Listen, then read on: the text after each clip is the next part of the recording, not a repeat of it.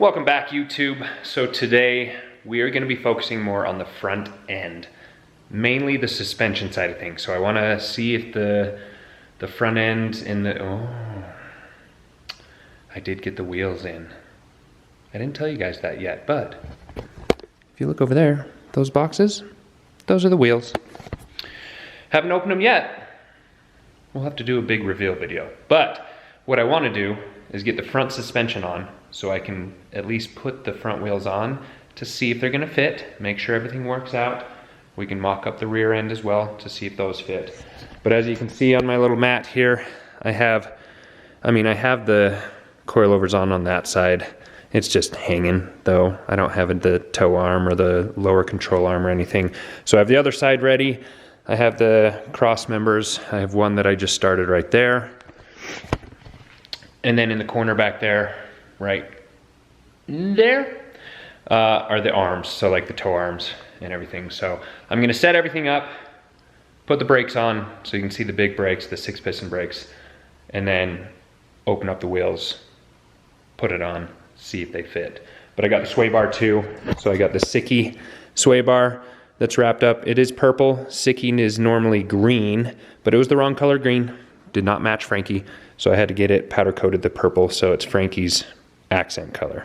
So we're gonna get all that put on and hopefully the wheels fit, because that offset wheel size tool thing, I don't know. I wanna have faith, but I've never used one, and it's a super cheap tool that hopefully is super accurate. So let's get to work.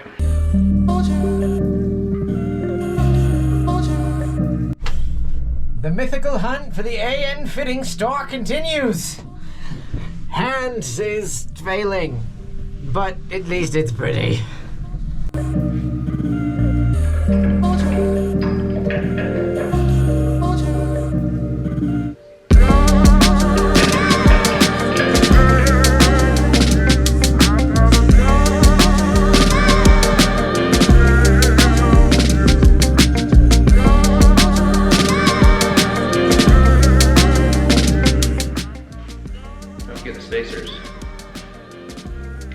Otherwise it's weird.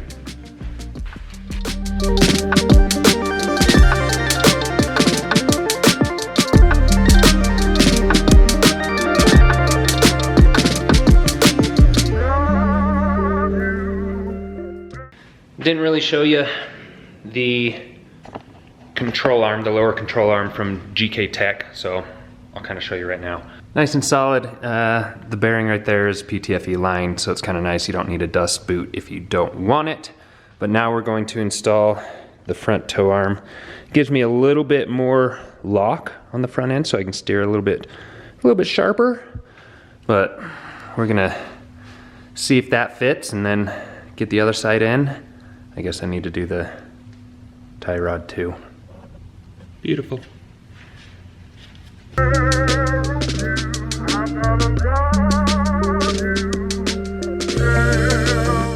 Unfortunately, the bolts they gave me, I think is for the stock lower control arm.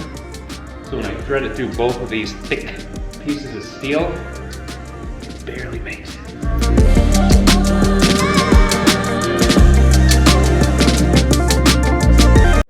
Well, I think it's safe to say that I may or may not be in the wrong place for AN fittings. I don't see any shops up here. Maybe I have to look somewhere that's a city. I guess there's enough meat on there that it's not concerning, but yeah, that should be good, especially when we torque it down. It'll go right into that thread locker. It has like metal thread locks instead of that nylon, which is kind of neat. Now I just need, oh, I got a bunch of the wires in the way. Sorry, harnesses are this way. I just need the tie rod to hook there, and then we can maybe pull out, no, let's get the other side done. And then we can pull out the wheels, slide them on, see if they fit. And that's when you'll get a nice little wheel reveal. Something I wanted to point out, in this knuckle, any of you S13 peeps, know that there's not normally a hole right here. Well, I drilled that out and I drilled and tapped a little hole right there. You probably can't see it because of the lighting, but there's a hole right there. I fabricated it so it'll fit a traction control sensor. So this car will have full traction control on it. I'm gonna need it since it's 1,000 horsepower on a 2,300 pound car. Well, I don't know how much it weighs exactly. The 2J's heavier, but I'll get it on a scale to see how much it weighs at the very end. But it's gonna be a very light car for 1,000 horsepower. So that's why I got really wide wheels, 12-inch wide, and we're gonna fit as tall of a tire as we can so we can try to get as much traction on the back. Probably go with the ET Streets from Mickey Thompson. A lot of my Supra friends have had good luck with those, so we'll see. We'll see how it goes. Let's keep getting this front end finished up, and I'll get the other side in, and then we'll do the sway bar, and then we'll probably have to put the fenders on and everything so we can see how that wheel fits. Well, I know last time going up high didn't really help, but I think I'm gonna try it again. I think if I go all the way up this big middle tower, I've got to be able to see somewhere where they have fittings, right? So we have everything put together.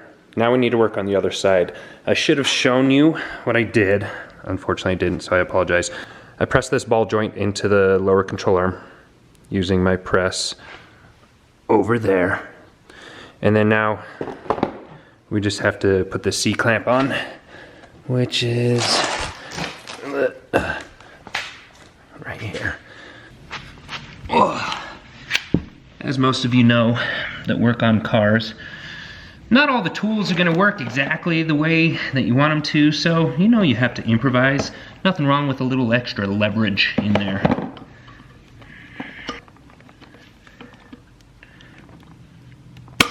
Hey, and now we're locked in.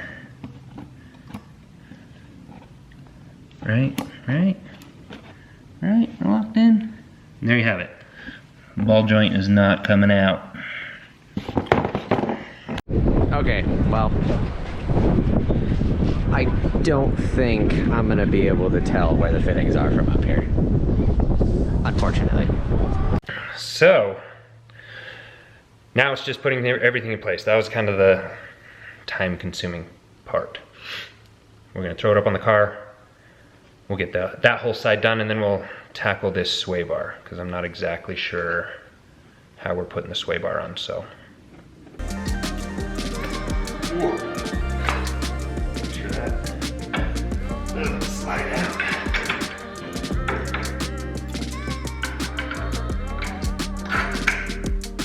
Hey.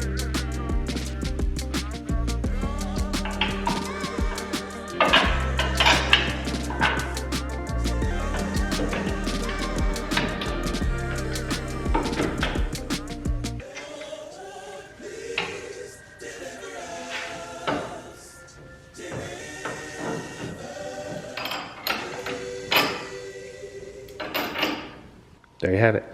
Nice, beautiful, all new suspension. Nice little cogwheel if I wanted traction control on this side, but the one side will suffice. Now, it's time to tackle the sway bar. I don't remember exactly where the mounts go on the S13. I believe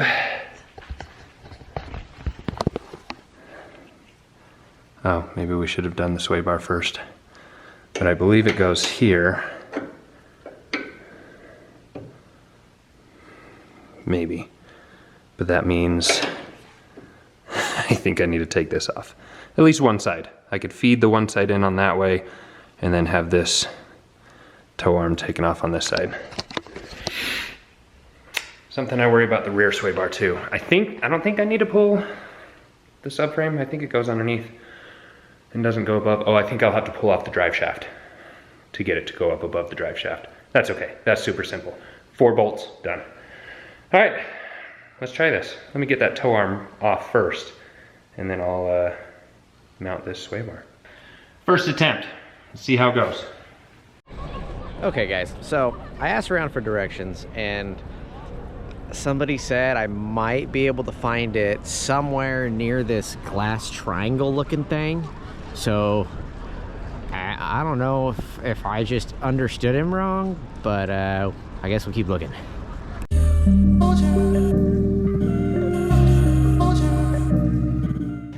I think, correct me if I'm wrong, I think I have it upside down. So this goes up here. It's gonna go in front of the oil pan. But that's super high for the end link. I know that the control arm will go up once the tire's on, but I feel like it needs to be much lower than that. So let's flip it around, because it's probably upside down. That looks much better, coming right out above the control arm. So that's where it's supposed to go. Looks cool having that purple accent. The only thing I need to figure out is this mounting, because that part's perfect. This part has a huge gap between the frame rail and the actual bracket, and the hole is tucked way back there. So I don't know if that's right, or if maybe they sent me the wrong sway bar bushings and bracket. I don't know. I'm gonna have to do a little digging online to see if there's how to install Siki sway bars onto an S13 and see what they did. I mean, it comes with some spacers, some pretty big spacers. Not quite big enough. But this also has a nut on it, so I don't think this goes there. Let's do some digging. Okay, I found the problem. Looking at a install video on YouTube. Hey. Problem is, I do not have the OEM cross members for the S13. The ones I have, I actually don't remember which company this was. Crap, I'm sorry. Sorry guys. They're beautiful, they're awesome. The only difference is right here, where the sway bar mount goes. This is raised, whereas on the OEM one, it's flush and flat. So when I put this bracket on, it's tilted because of this raised section. So I almost have to get some kind of spacer to put right here in order for this to fit flat and flush. Once again, folks, if you're gonna modify a car, don't expect it to ever go smoothly. You're modifying a car, so that means you have to modify the parts that you're modifying with. Yeah. Let's see what we can do. Well, this lady must know where the fittings are, right?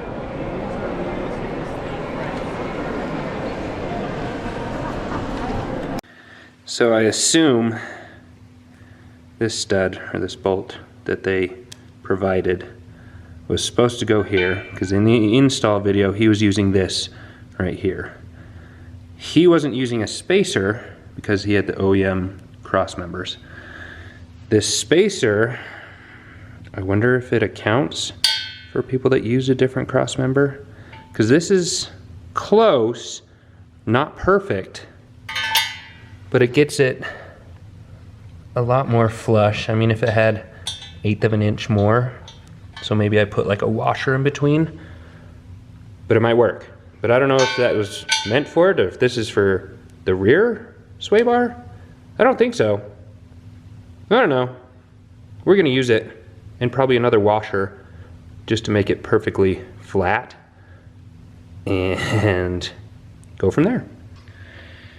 Sometimes it's troubling how much jerry-rigging you have to do when you modify a car as much as I am doing with this 240. But it's still gonna be amazing. Okay, I think that spacer worked out. Can't really see it up there. I got the spacer and one washer, and now it is sitting much more flush. Let's get the sway bar end links on, and then we'll put the toe arms back on and tighten everything up. That was kind of a pain in the butt, especially lining up holes. Anyway, you need lots of leverage. Helps with multiple hands, but you just get me tonight. So I think I figured it out. Let's put it all back together and we'll see.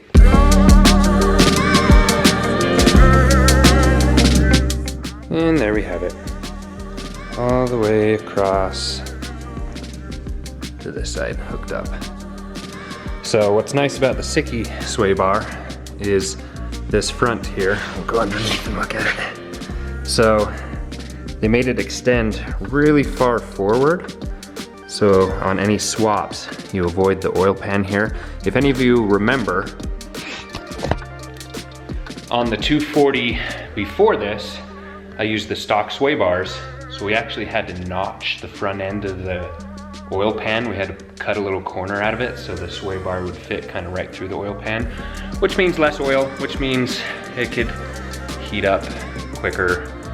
This way, with this sway bar, we have plenty of room to work with. I can have the full oil pan in there and no issues. It has full clearance all the way across. So kind of a nice looking bar. I love the purple. Nice little pop of accent color in there. But now we have the front suspension on both sides. Definitely needs some adjustment, but at least the front suspension is now on both sides. So now comes the fun part. Now we're gonna put the rotors on, the calipers on, and do a wheel reveal. This thing is massive. I would grab the old rotor, but I'm too lazy right now. Maybe once I have it installed, I'll show you the old one in comparison to this one.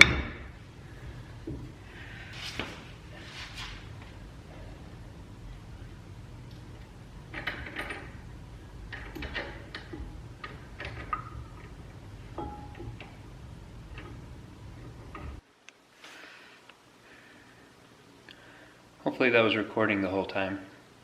I don't know why it stopped, or if I forgot to hit record. But what I realized, that's the bleeder. Should be up here. I grabbed the wrong caliper. Moment of truth. Full rotation. There it is.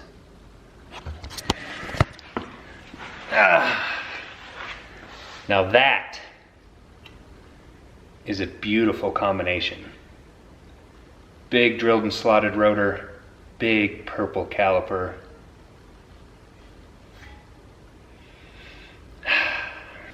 All right, so there you have it. Full front suspension. I fit up the caliper and the brake rotor. Fits beautifully. I just need to get the brake pads in there, which I have. I just haven't put them in yet. Just for fitment's sake, I wanted to make sure everything was lined up perfectly. But that is so pretty. Just with like the black, little touches of black here and there, the green background, and just that splash of purple. And then you have that sway bar that leads it around to the other side, and you'll have another big splash of purple. But that is a ridiculous brake setup for such a small car. However, this car will have 1,000 horsepower and will be running on the track. So braking is gonna be essential. But I'm very happy with this. This looks so good. I think this is my favorite shot of the day. Yeah. All right, that's it for today. We got the whole front end suspension on. We got the rotors. I think somebody's here. Dude, I couldn't find any fittings.